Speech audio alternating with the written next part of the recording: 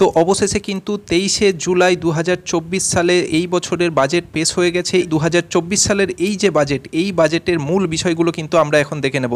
দেখো, বাজেটে কিন্তু অর্থমন্ত্রী যেটা ঘোষণা করেছে সেটা মানুষের, বিশেষ করে সাধারণ মানুষের কিন্তু খুব কাজে আসবে।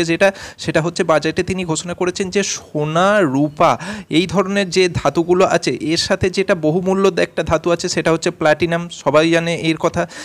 এগুলোর আমদানি যে শুল্ক, মানে আমদানি করতে বিদেশ থেকে নিয়ে আসতে যে শুল্ক লাগে, সেই শুল্কের কিন্তু ছাড় দেয়া হবে। এবার এই যে আমদানি শুল্ক, এই আমদানি শুল্ক যদি কমে যায় তাহলে কিন্তু স্বাভাবিকভাবেই এই যে সোনা আর রূপো আছে, এই সোনা আর রূপোর দাম কিন্তু অনেকটা কমবে। এখন বিষয় হচ্ছে এই যে সোনা আর রূপার দাম কমবে, তো সেটা কবে থেকে দাম কমতে শুরু করবে? দেখো, মোটামুটি এই যে আমদানি শুল্কে ছাড়ের কথা ঘোষণা করেছে কেন্দ্রীয় অর্থমন্ত্রী, তো এই যে আমদানি শুল্কে ছাড়, এটা যখন পুরোদমে কার্যকর হয়ে যাবে, মানে ফুললি যখন কার্যকর হয়ে যাবে, কার্যকর হতে শুরু করবে, ঠিক সেই সময় থেকেই কিন্তু এটা আমরা বাজারে যে সোনা আর রূপোর দাম আমরা দেখি, সেই সোনা রূপোর দাম কিন্তু কমতে শুরু করবে, সেটা আমরা দেখতে পাবো। তো মনে করা হচ্ছে মোটামুটি একটা আইডিয়াল টাইম হচ্ছে 1 থেকে 2 সপ্তাহের মধ্যে কিন্তু সোনার দাম বেশ কিছুটা কমে যেতে পারে। এবার আমরা দেখে নেব যে 2024 সালে যে বাজেট পেশ হলো, সেই বাজেট পেশে কোন কোন জিনিস সস্তা হচ্ছে বা কোন কোন জিনিস আগামীতে সস্তা হতে চলেছে। প্রথমেই দেখো, নিত্য প্রয়োজনীয় মানুষের বর্তমানে যেটা সবসময় কাজে লাগে সেটা হচ্ছে মোবাইল ফোন। এই মোবাইল ফোন কিন্তু আগামীতে সস্তা হতে চলেছে, সাথে সাথে মোবাইল ফোনের সাথে মোবাইলের চার্জারও কিন্তু সস্তা হতে চলেছে। কারণ এদের ওপর যে কাস্টমস ডিউটি লাগতো, সেই কাস্টম ডিউটিটা কিন্তু কমিয়ে নিয়ে আসা হয়েছে। কমিয়ে কত করা হয়েছে? 15% করা হয়েছে, যার ফলে কিন্তু এই দুটো জিনিসের দাম কিন্তু অনেকটা কমে যাবে।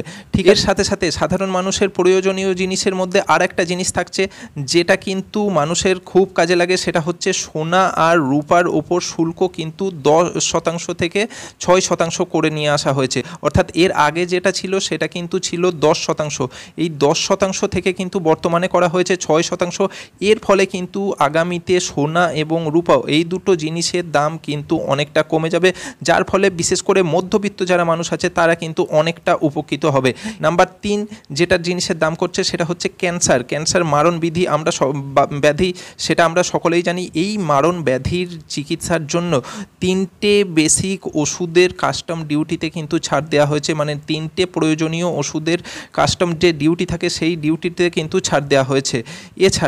এছাড়া যেটা আর একটা খুব ভালো স্টেপ যেটা রয়েছে সেটা হচ্ছে যে সৌর যে প্যানেল, অর্থাৎ পুনর্নবীকরণ যে বিদ্যুৎ তৈরি করার জন্য যে সোলার প্যানেল বর্তমানে মানুষ তো বাড়িতে বেশি করে লাগাচ্ছে, সেই সোলার প্যানেল তৈরিতে যে সমস্ত মূলধন ব্যবহার করা হয়, মানে কাঁচামাল ব্যবহার করা হয়, সেই সমস্ত পণ্যগুলির তালিকাতেও কিন্তু কাস্টম ডিউটি কমিয়ে নিয়ে আসা হয়েছে। তাহলে আগামীতে কিন্তু এই যে সোলার প্যানেল রয়েছে এর দামও কিন্তু আগামীতে কমতে চলেছে। এছাড়া আরও দুটো ধাতু আছে, যে দুটো ধাতুর ওপর থেকে যে কাস্টম ডিউটি, সেই কাস্টম ডিউটি কিন্তু অনেকটা কমানো হয়েছে, সেটা হচ্ছে নিকেল আর এক ধরনের বিশেষ তামা। এই দুটোর ওপর থেকে বেসিক যে কাস্টম ডিউটি সেটা কিন্তু কমানো হয়েছে। এছাড়া যে সামুদ্রিক যে ধরনের মাছগুলো রয়েছে, যেমন চিংড়ি মাছ, এছাড়া বিভিন্ন সামুদ্রিক মাছ আছে, সেই সমস্ত মাছেদের খাবারের যে মূল্য, সেই মূল্য কিন্তু শুল্ক সেখানেও কিন্তু কমিয়ে 5% করা হয়েছে। অর্থাৎ এই ধরনের সামুদ্রিক যে খাবার আছে তাদের যে কাস্টম ডিউটি, সেই কাস্টম ডিউটিতে কমানোর ফলে তাদেরও মূল্য কিন্তু আগামীতে কমতে চলেছে।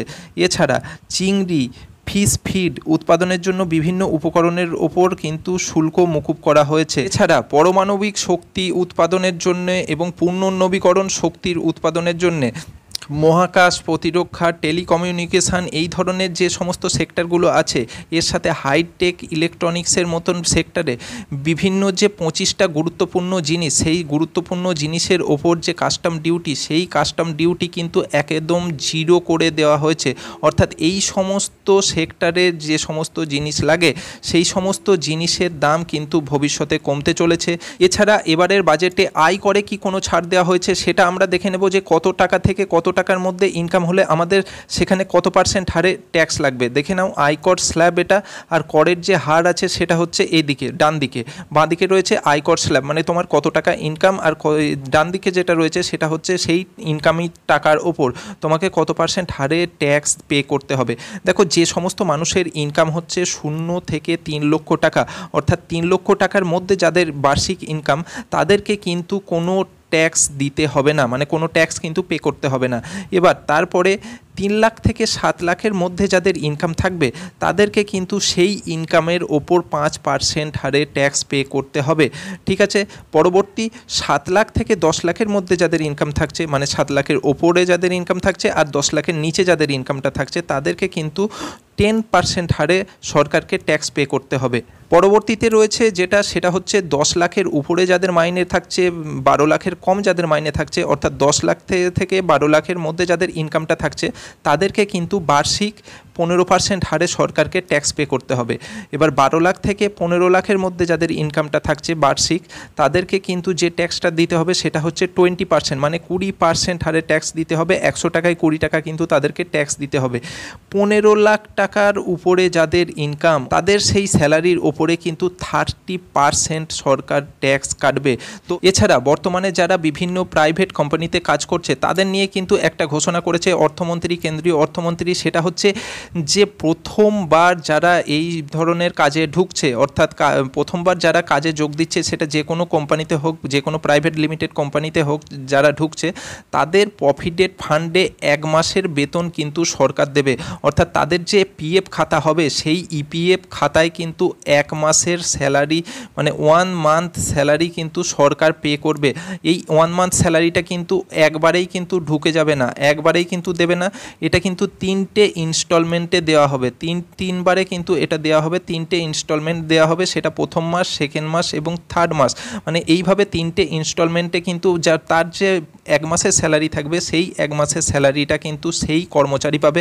এটা কিন্তু নিঃসন্দেহে একটা ভালো স্টেপ। এছাড়া যে সমস্ত স্টুডেন্টরা স্টাডি করার পাশাপাশি, মানে পড়াশোনার সাথে সাথে বিভিন্ন সংস্থায় ইন্টার্নশিপ করতে চায়, তখন কিন্তু তারা প্রতি মাসে 5,000 টাকা করে পাবে। 5,000 টাকা করে পাবে কিভাবে? এই যে আগামী 5 বছর সরকারের কার্যকাল থাকছে, সেই আগামী 5 বছরে 500টা বড় সংস্থার সাথে কিন্তু গভর্নমেন্ট এখানে চুক্তি করবে। সেই চুক্তির মাধ্যমে যারা ইন্টার্নশিপ করবে, সেই সমস্ত ইন্টার্নশিপ করা ছেলেমেয়েরা তারা কিন্তু প্রতি মাসে 5,000 টাকা করে পাবে। সরকার একটা টার্গেট রেখেছে যে এই 5 বছরে মোটামুটি 1 কোটি স্টুডেন্ট এমন থাকবে যাদেরকে এই ইন্টার্নশিপ করানো হবে বা ইন্টার্নশিপ করার সুযোগ কিন্তু তাদের দেওয়া হবে। এবার ইন্টার্নশিপ কত বছর ধরে, মানে কত সময় ধরে করতে হবে, তার যে মেয়াদকাল থাকবে সেটা হচ্ছে 12 মাস তাদের সময় থাকবে বা মেয়াদকাল থাকবে। এই 1 বছরের মধ্যে তাদেরকে এই ইন্টার্নশিপটা করতে হবে। আর সেটা করার জন্য প্রত্যেক মাসে কিন্তু তারা 5,000 টাকা করে স্টাইপেন্ড পাবে। তো এই ছিল 2024 সালের বাজেটের একটা ছোট্ট ঝলক। তোমাদের কেমন লাগলো ভিডিওটা অবশ্যই তোমরা কমেন্টে জানাবে। সাথে আমাদের সঙ্গে জুড়ে থাকার জন্য চ্যানেলকে কিন্তু অবশ্যই তোমরা সাবস্ক্রাইব করে রাখবে।